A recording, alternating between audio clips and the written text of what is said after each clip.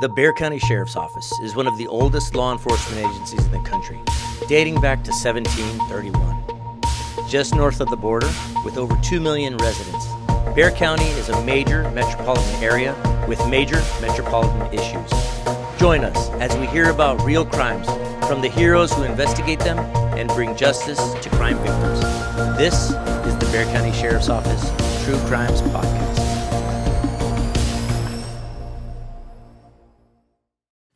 Well, hello, I'm Sheriff Javier Salazar, and I'm here with Yami Virgen, good friend, longtime reporter at KBB, WAI, and investigator Ruben Arevalos from the Bexar County Sheriff's Office. Look, this is my first foray into the podcasting world. I don't even know if podcasting is a word. Yeah. Because I'm not a podcast guy. If you talk to my kids, I'm a total boomer. Right, so I don't know this world, but this is your world. So tell us about it. It's a fascinating world, let me tell you. Thank you for inviting me. I am a total crime junkie. If I wasn't a reporter, I would probably be sitting over there with Arevalos and be out, investigating stuff. And I love it. I listen to crime podcasts all the time, and I think it enables people to see something that they normally don't see. And this is their taxpayer money, Sure. So they get to see the hard work that you guys do. And we're also looking at some of these cases, and you have the case that we're going to talk about tonight. Yes, I do. And, like going back to podcasting and being the crime junkie that you are, but, I get family and friends all the time asking me, hey, what about this case? What about this case? And they're all into it all the time. Of course, they see, the crime shows all the time. But this is what we deal with is real life stuff. And, but yeah, this is one of our cases that we had, about 10 years ago. And how long have you been doing this before we jump in? So I've been in the sheriff's office for about 20 years. Before that, I was at the medical examiner's office for about 5 or 6 years. Wow. But in homicide, I've been in homicide since 2008. So I was about 5 years in the homicide when I had this case. And Sheriff, you're an elected official now, but you used to be out there on the streets before. Yes, absolutely. So this past April, I hit my 30th year in law enforcement. 30th. Wow. And so I've been in the sheriff for a little over 6.5 years. And prior to that, though, I was with the San Antonio Police Department for 23, almost 24 years. So long career. During this time, I remember this case because I was actually not here at the sheriff's office. I was at the San Antonio Police Department, but I was the spokesman. I was the PIO for the agency at this time. So cases that generated a lot of media attention, even though this one was not handled by my agency at that time, it was handled here at the sheriff's office. I still remember it because I followed the news media articles on it. And it also had national attention. Yeah. Everybody picked this up in national networks. It was all over the world. Even in Europe, I remember seeing articles about Francis Hall and Bill Hall. Yeah, so the love triangle. The love triangle, right. And the mistress. Yeah. So take us back 10 years ago. What were you doing when you were sent out on this case? Well, on all our cases, we're on rotation basis. So I was at home and I get a call, and we were told that there was an injured person that was involved in the vehicle struck this motorcycle person on a motorcycle, and the individual ended up dying in the hospital. So as far as our murder cases that goes on, we get called to the scene.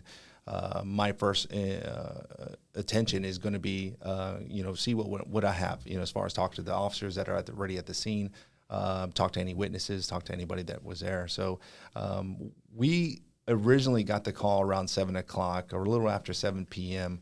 on October 10th, and that's when the initial call came out. I didn't get to go out there until almost 4 hours later.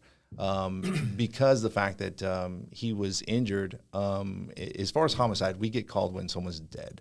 So that individual had not been pronounced dead yet, so we didn't get called. So traffic investigation will go out there and do their stuff. And so when I get out there, of course, it's hours later after the incident already occurred. But the initial scene that when I get there, I have two vehicles that we were told that were involved in a road rage kind of incident where one of the vehicles was bumping another person And in doing so, the other vehicle ran into the motorcycle. So, I don't know anything about this love triangle. I don't know anything about, like their individual knows this person. When we go to a scene, all we have is, evidence in front of us, and we have to interpret what is in front of us. How often, and you've been out on the field, Sheriff, how often would you come up on a scene and it was a love triangle? Well, it's fairly common to hear and see about a love triangle, right, in theory, but very seldom do you have the three people interacting together. And if they do, right, it's usually a verbal disturbance. Maybe a few punches get flown, some hair gets pulled, but seldom do you ever see one devolve into a situation like this where somebody's murdered. Okay, so I believe that we have today some of those 911 calls that came in. Right. So we're going to hear it. Hey, I got a black Escalade and a black Range Rover passing people on the wrong side of the road on 1604 going towards Highway 90. They're traveling at a high rate of speed. I don't know, 90, 100 miles an hour that black Range Rover was. They're going towards Highway 90 and they're on 1604 and it's going to look like it's, what is it, northbound? Okay, so who called that one in? That was actually one of our off-duty deputies, Mark Martinez, and he was driving on the highway, and he reported seeing these two vehicles driving at a high rate of speed. Loop 1604 right around the area is around 60 miles an hour speed limit, and so when he's reporting 90, 100 miles an hour, they're going pretty fast. For people that don't know, what's 1604 like? So 1604 is a circle, a big loop all the way around the city of San Antonio, Bexar County. And then obviously there's a smaller loop that runs on the inside, Loop 410, but Loop 1604 is the big loop that runs all the way around 1604. It's a circular highway that runs the entire perimeter of the city and county. It's known for accidents. It's known for some areas there's a high rate of high speed limit, some relatively low speed limit. It goes to 4 lanes in some instances, 2 lanes, some not divided. So you've really got to have your wits about you and be paying attention to the signs and the traffic, because there's a lot of traffic and congestion in some areas. But in this instance, I can tell you, it's not an area that lends itself to racing, which is what was called in here, 2 big black SUVs racing each other in traffic. I can't imagine driving on 1604 going that fast. Right. So did other people also call it in? No, I think there was one other person that called it in. McDonough Lacoste, 1604 McDonough Lacoste. Okay, what's going on? I just saw Escalade sideswipe motorcycle and the man needs medical attention immediately. Hello? Yeah, and it's for the motorcycle rider, correct? Yes, the motorcycle driver. Wow, so these calls are coming in. Right. And then you get the call to go in. Right. So where did you end up at? So we had, there was apparently multiple family members that showed up at the scene. And we learned later that the individual that was injured was named Bill Hall. And we had another individual that was already detained, and her name was Frances Hall.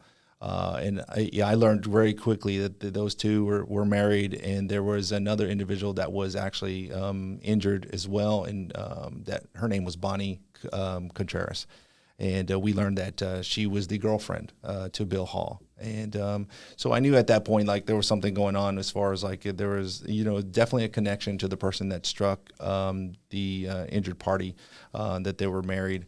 And so at that point, we needed to establish, because what crime did we actually have at that point. And we knew that since we had Bonnie Contreras telling us that Frances struck her with a vehicle, and there was actually witnesses that saw her sideswipe Bill Hall in the motorcycle, that we knew that the intent was to injure Bonnie and to injure Bill Hall at that point. So we charged her with aggravated assault, deadly weapon, and murder. And Bill Hall That was a big name here in San Antonio, very well-known name. They ran a successful trucking company. Ah. Yeah, and as a police officer many years ago, I actually worked road closures where the Bill Hall trucks were hauling gravel materials in and out, doing road work. And, it was very iconic logo on the sides of those trucks that I recognize to this day. I would recognize it to this day, and a lot of people knew that name, Bill Hall. I think that's what led to the shock, right? The crime in and of itself, but the fact that this happened to a pretty successful businessman and businesswoman that I think his partner in business was his wife up until this point.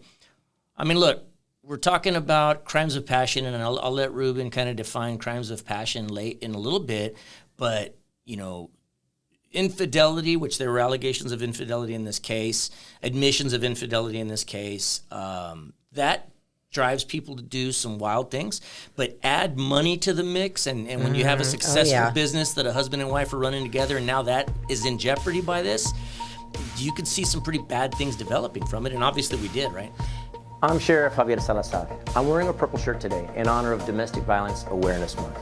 The reason that's so important in this Bill Hall homicide case is that at the root of this case is a domestic violence case.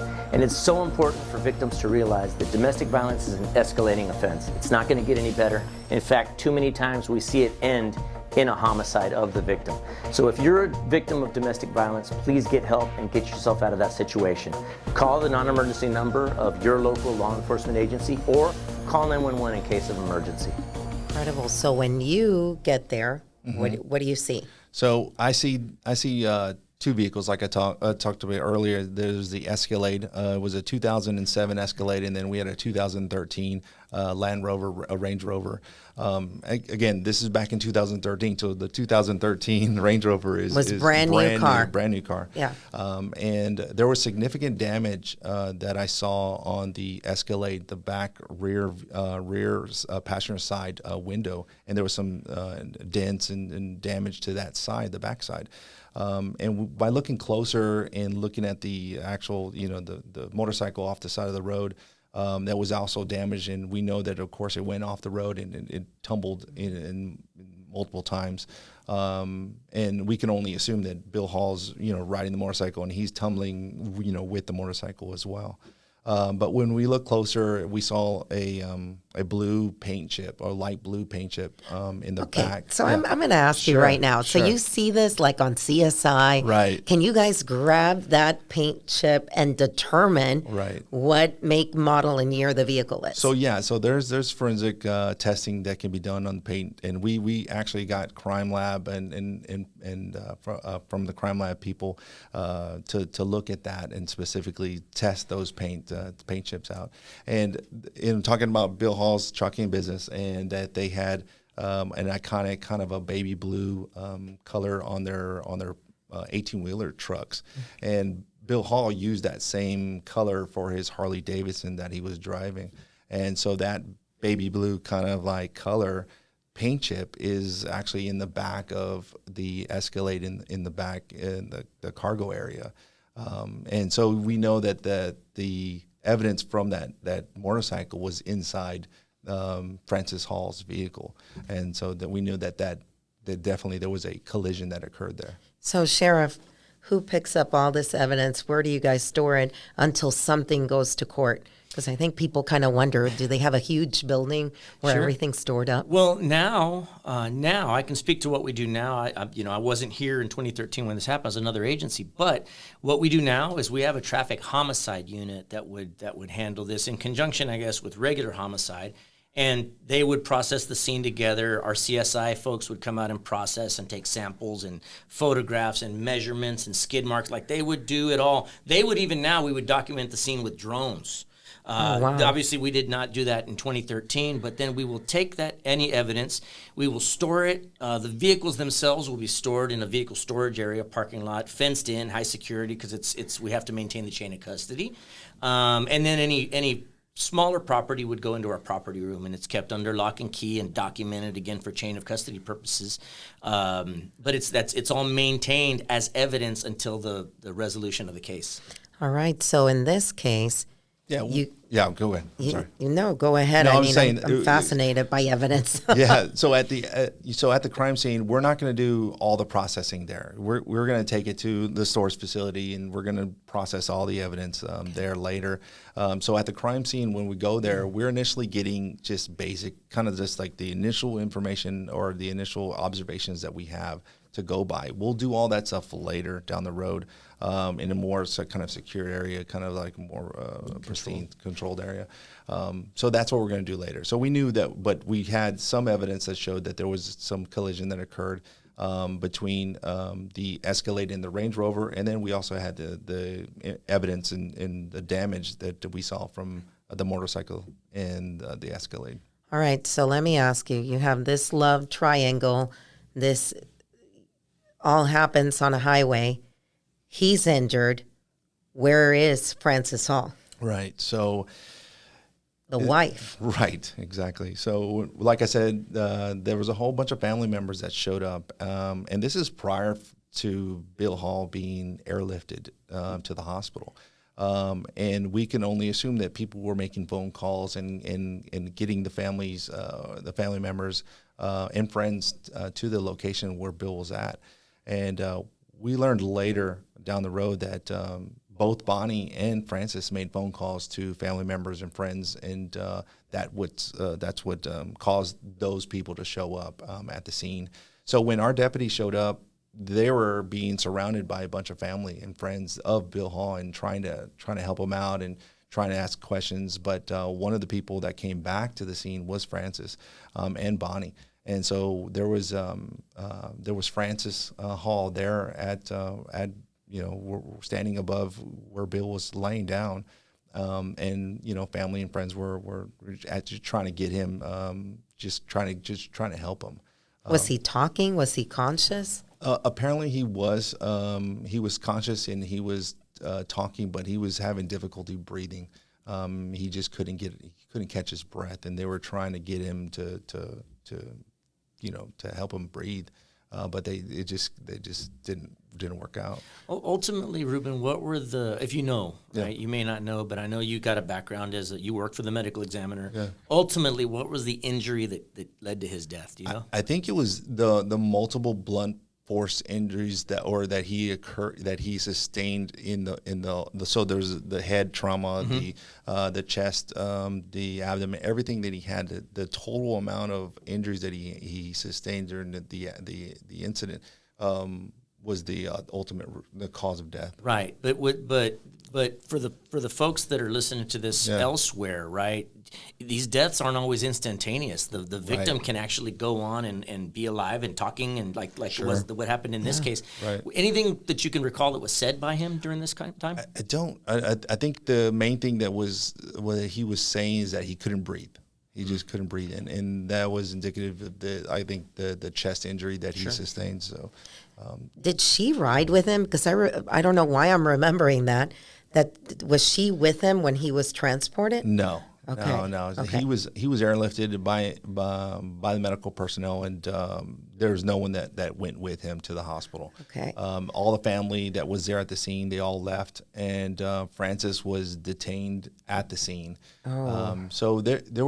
So we had Bonnie showing up at the scene. Yeah. How did you keep the Yeah. peace? Can you imagine that, No, Sheriff? I can't. I can't. You have the mistress, you have the wife, and Right. here's the husband dying, getting Right. airlifted, Right. and you have all this family there. Right, and I don't believe that Bonnie ever got in the mix of all the family that was there. Okay. I think that she stayed. She was there, but she stayed at a distance so she wouldn't cause any problems. And I think that's kind of like where there was some peace that we had. So good thing that she stayed behind. But while they were there, the people that received phone calls from Bonnie and also Francis, they were saying that there were people pointing the finger at Francis, like she's the one that hit Bill Hall. She's the one that hit him. And so the deputies were looking around like, who's this person that they're saying that she's the one that actually hit him. And that's when one of our sergeants at the time told one of the deputies to detain her, because at the time I think they said that Francis was walking away. She was walking back to her vehicle, and and whether or not she was going to leave, or I don't know, but she was walking away while Bill was laying there. She was walking away, and so one of the deputies detained her there. So, Sheriff, I mean, at this point, what would be going through your head if you were dealing with that scene right there with a bunch of people and two women mad at each other? I mean, look, right off the bat, I'm trying to get a mental picture of this, but what I'm picturing is pretty chaotic, even though, again, I wasn't out there. But how big of a crime scene are we talking about? Yeah, so the actual is probably about 100 feet. 100 feet from the roadway is where Bill was at. And like I said, this is a 2-lane highway at this point. And they're still having traffic going by. That was what I was going to ask, because this is, even to this day, this is a pretty rural area, not well lit. Right. So back then, I can imagine even worse. Right. And so you're having to divert traffic or stopping traffic at some point when deputies get there, but that roadway had to be closed off for that time frame. And so it was I would think that the family getting there even before the deputies getting there, starting, you had other witnesses that stopped by just to check on them. So you had a lot of people that were going by, plus the traffic going by too. So he's airlifted. Mm-hmm. They take him to the hospital. And what happens to Frances? So Frances is in the back seat of one of the patrol vehicles, and she's there at the scene for the remainder of the time. And she was actually there when I showed up. So, we're talking about 4 hours from the time the incident happened. By the time I show up, she's still there. And what was she like? I mean, what was she? Was she crying? Was she angry? No. She was. She kind of had a flat affect, and just really didn't have anything to say. She was told that she was going to be taken downtown, and we already knew at that point that there was going to be charges going to be placed against her. So she got she was transported to CID, where I was going to conduct an interview with her, just to get her side of the story. So we had of course witnesses saying that she sideswiped the motorcycle. We had Bonnie telling us that she was bumping her from behind on the highway at a high rate of speed. Caused multiple hits to the back of her vehicle, and in doing so, then she sees Bonnie sees Bill flying off the vehicle, off the motorcycle. I think at one point it was almost like he's in the air, and flying, and so that's her image of seeing Bill going into the field off the side of the road. So we had that information, we had that evidence that we knew they were going to charge her at that point. So when we brought her down, to CID, I wanted to get her side of the story. I wanted to, try to figure out, why did she do what she did? Did she know he was dead? I don't think so. I don't think that she knew until I think I asked her later, and she found out by one of our deputies had mentioned to her that he had passed. And I think we have a little bit of the interview with her that you guys did when you brought her in. I've been with him since I was 16.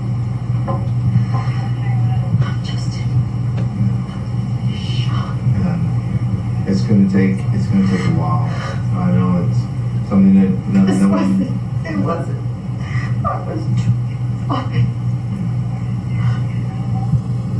It's gonna take a while for everything to go. I know it just happened. It's gonna take some time. You're hearing that. Mm-hmm. I mean, and I know we're going to keep this for the next episode. Yeah. How did she figure out her husband was having an affair? I think that's like the $1 million question, right, Sheriff? Absolutely. Most people are like, how did she figure it out? Yeah. How did she figure it out? Yeah. But that's coming up on the next episode. Absolutely. And we're also going to hear the definition of crime of passion, because it's pretty interesting. Ruben was telling me before we came in and asked him, look, save that for when we're in the midst of it, because I want him to describe to the public, the listener, the audience, what is a crime of passion. And it may not be what you think. So tune in to our next episode, and we're gonna define that. We're gonna go even more into this case. Very interesting stuff. Hey guys, thanks for listening. We hope you enjoyed our first ever podcast, and we can't wait to continue sharing these cases, showcasing the hardworking men and women of the Bexar County Sheriff's Office and the justice they provide to victims' families. Be sure to tune in next week for episode 2.